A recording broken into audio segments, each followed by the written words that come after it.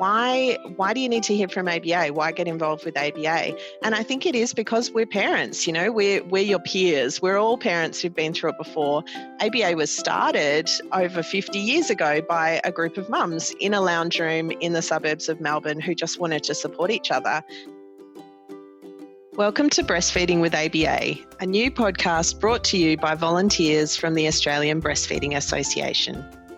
Breastfeeding with ABA is a podcast about breastfeeding made by parents for parents. Each pod episode has an accompanying blog post with more information and handy links.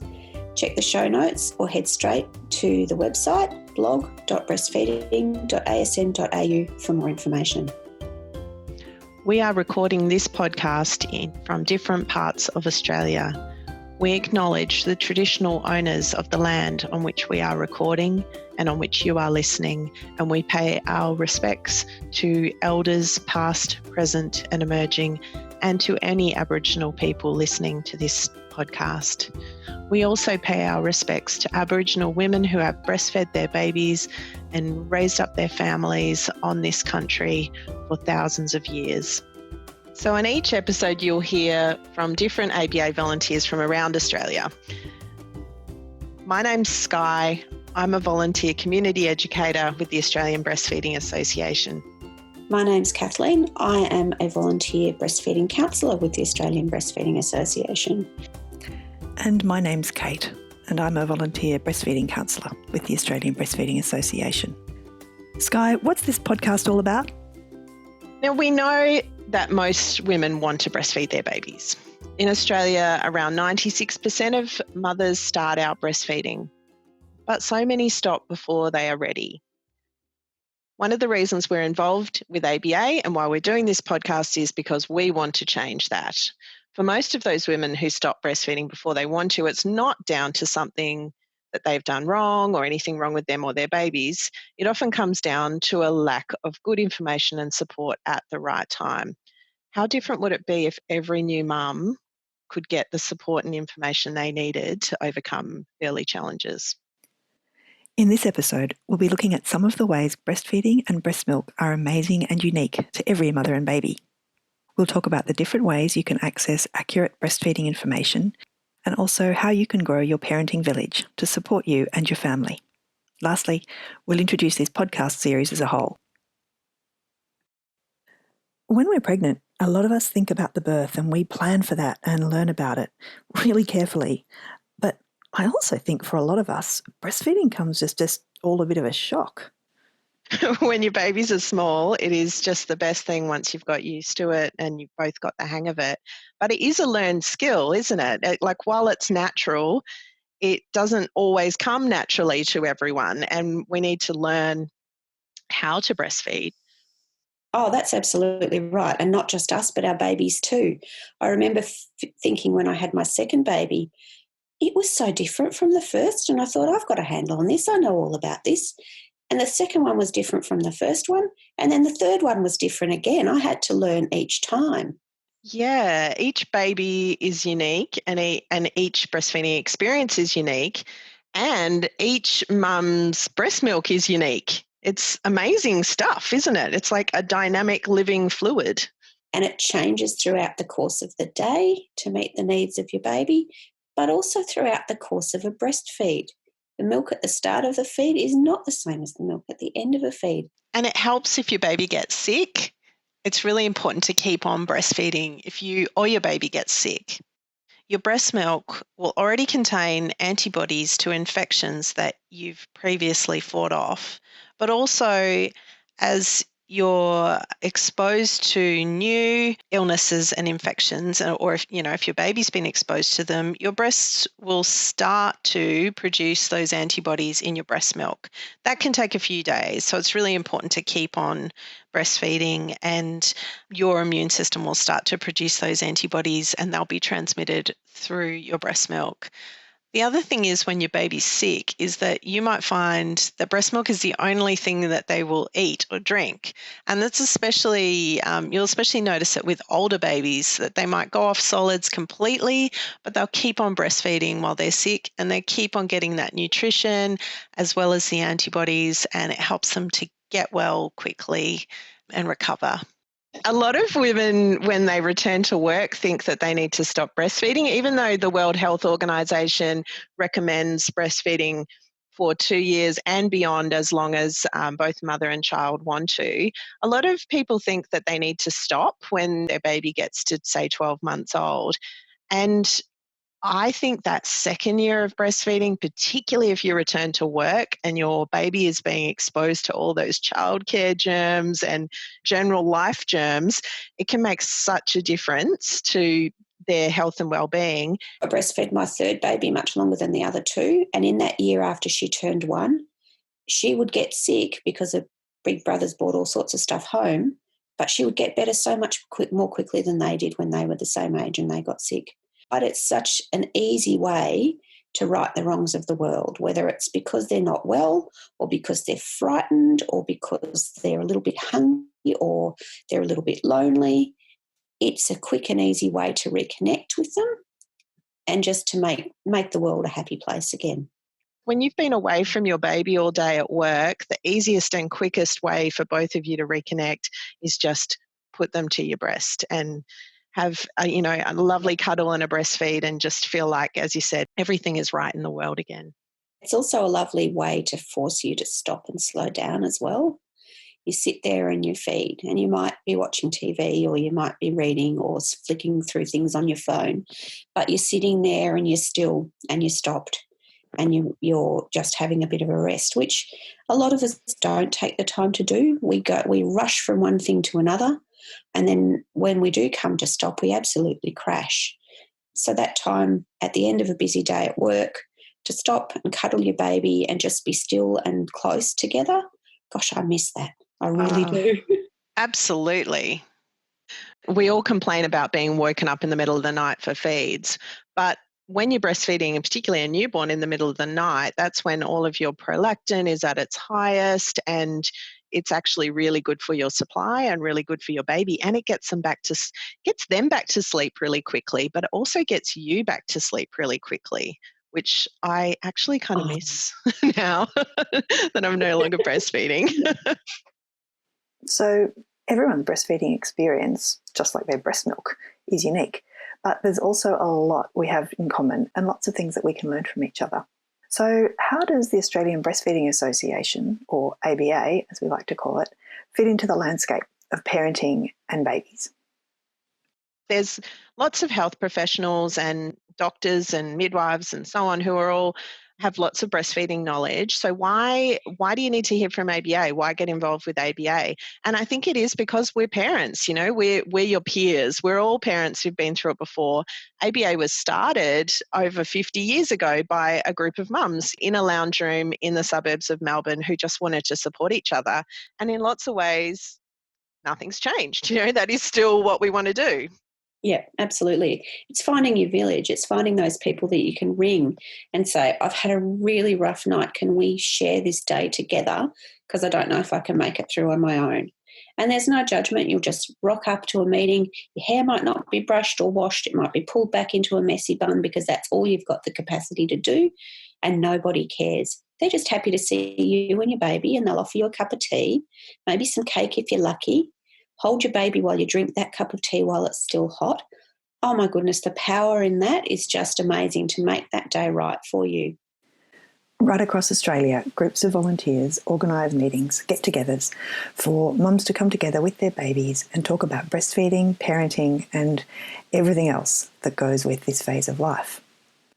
I went to my first meeting. I remember there were people with babies of all different ages, and I kind of thought this is a really lovely addition to my parenting toolkit in that with my mother's group friends, all our babies are the same ages. So we've never seen what happens at the next stage of where babies are at because our babies are all the same age.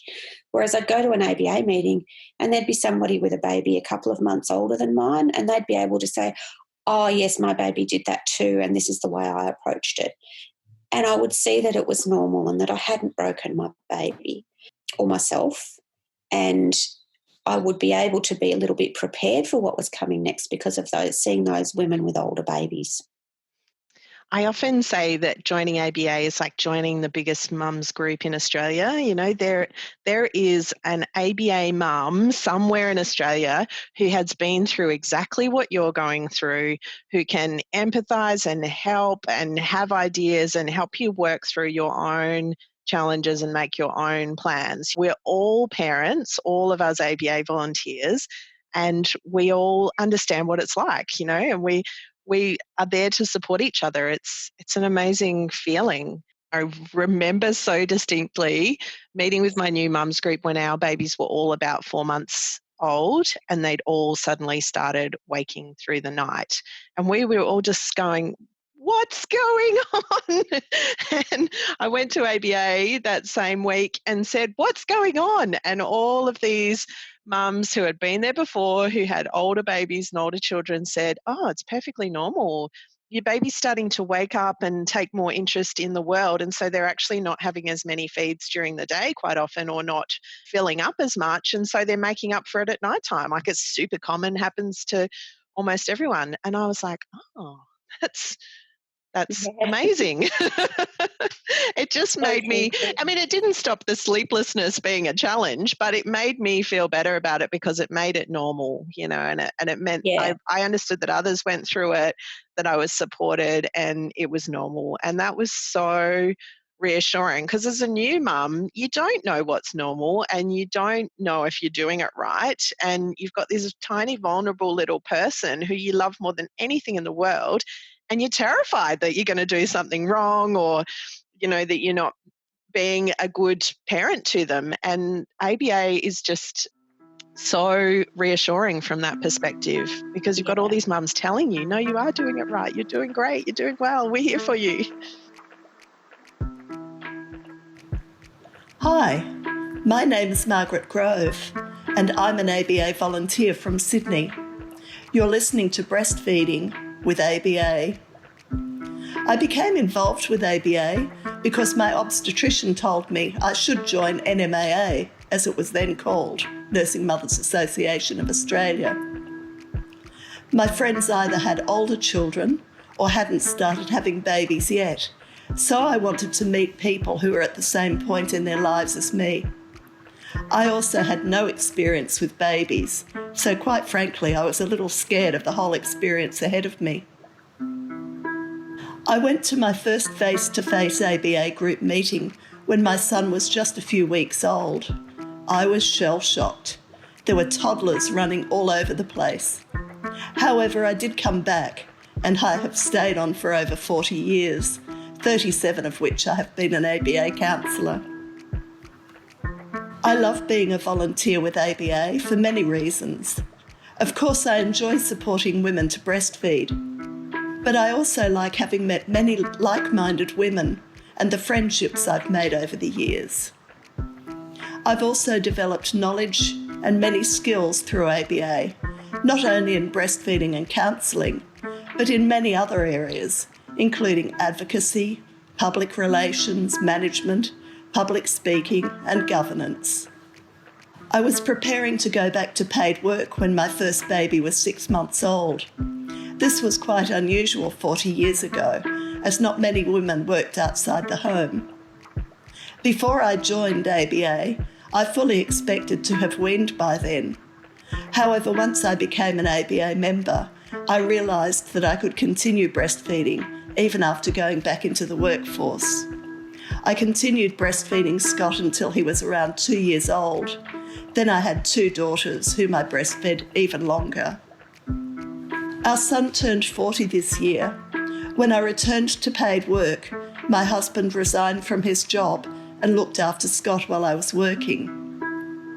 Co-parenting was very unusual at the time, and we thought we were paving the way for things to change in the future. They've changed a bit, but not nearly to the same extent that we expected. My ABA volunteering has come in waves. I've been an active volunteer, and then things have tapered off twice, to the point where I thought I should probably resign as a counsellor. Both times, someone suggested I should go on the ABA board, which I did. I'm currently the ABA president. a role in which I feel both privileged and humbled to be in. As president, I have the opportunity to meet the most inspiring people who work for ABA, either in a paid or volunteer capacity, or both. It's quite amazing what we are able to offer mothers and their communities, and I am very proud to be a part of this association. If you'd like to support the work we do, please consider becoming an ABA member. Visit breastfeeding.asn.au for more information. Isn't it weird how we always blame ourselves? Oh, yes. So my baby started to wake in the night again and I don't know what I've done wrong. Well, it's so nice to have a calm voice say, you haven't done anything wrong. That's developmentally normal. That's what babies do. Yeah. You might have also noticed that your baby doesn't feed for as long each time now. That's normal too. They're much more effective at getting the milk from the breast than they were when they were brand new. And that having that weight lifted off my shoulders, just that it wasn't something I'd done or anything I needed to change. I just needed to change my expectations. Such a simple thing made such a profound difference. It's just lovely to share a moment, share a hot cup of tea. Just sometimes I have cried on the shoulders of other ABA mums, and often we've laughed and just talked and had a little moment out of the day to connect with other people who are going through the same things as us. One of the things that is great about ABA and that sort of community of mothers is you often have questions that you're not going to ask your doctor because they're a bit kind of trivial, or you're just not quite sure about something, or it doesn't really seem like it's a medical thing, or you might not have an appointment coming up but you really need an answer to that question now. And those are the kinds of questions like, is it normal for my baby to do whatever, smile at me while they're feeding? Is that going to be a problem? You're not going to ask your doctor that or your maternal and child health nurse that, but you might ask the other mums at ABA and just get that reassurance until you find your feet and grab your confidence a little bit. Yeah, and isn't it amazing how much as new parents, actually any parents, we talk about poo. So you need your village so you can talk about poo with them. With people who understand and don't look at you a bit weird when you start obsessing about what's in your baby's nappy. Absolutely. And one of the beautiful things about ABA is everyone is supportive of it and understands why it's important to you. Nobody questions that you want to breastfeed, and they will do their utmost to help you reach the goal that you set yourself. We're not going to set your goal for you because your goal is your goal, but we can help you reach the goal because we understand that it's important to you, and so we're not just going to fob you off. We start from the premise that we know breastfeeding is valuable and normal and just a part of life, and we want to support you to do so as long as you both want to. We're all there to support you, but we understand that your journey is your journey. Yep. And we're not going to tell you how to do things. Yeah, that is so true. It is really about helping each of us work out what our own goals are, what we each want to achieve, and feeling supported to get there. And just having that empathy around us. And in an environment where, as you said before, Kathleen, breastfeeding is normal and is supported. Absolutely. And that's probably a really good time to remind everyone that the Australian Breastfeeding Association has the National Breastfeeding Helpline, which is available 24 hours a day, 7 days a week, every day of the year, including Christmas Day, and is staffed by ABA volunteers who are taking calls in their own home. The number is 1-800-686-268. That's 1-800-686-268, and you can find it in the show notes too. Write it down, stick it on your fridge. We also have a fantastic live chat service through the website, so you can have a chat with a breastfeeding counsellor or community educator and ask any questions that you might have, always remembering that no question is a silly question or is too small. If you are asking the question or wondering about it, ask someone. Put your mind at ease. Yeah, and there's probably lots of other people who are wondering the same thing. Exactly. So that's also a good point to promote our Facebook group, which is linked with this podcast and blog. So look for Breastfeeding with ABA on Facebook. It's a closed private group where you can chat with like-minded mums and parents, you can also find the link to that in our show notes. Okay, so it's going to be a great season. This season will run for 8 weeks, and we want it to be a resource that any new parent will find useful and that you can come back to and listen to. These issues are timeless. They apply for every new parent. You'll be able to listen to short episodes while you're breastfeeding your baby or going about your day. So let's talk a bit about this podcast and what you can expect to hear in the coming weeks. This season, our very first season, we are focusing on new babies and those early days of being a parent.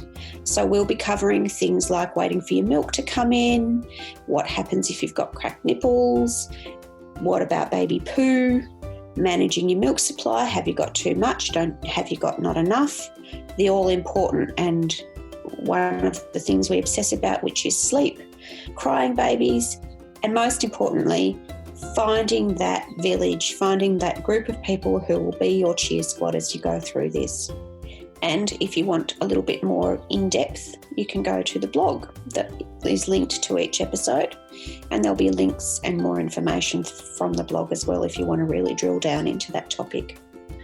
And I want to just say a word about sponsorship and advertising.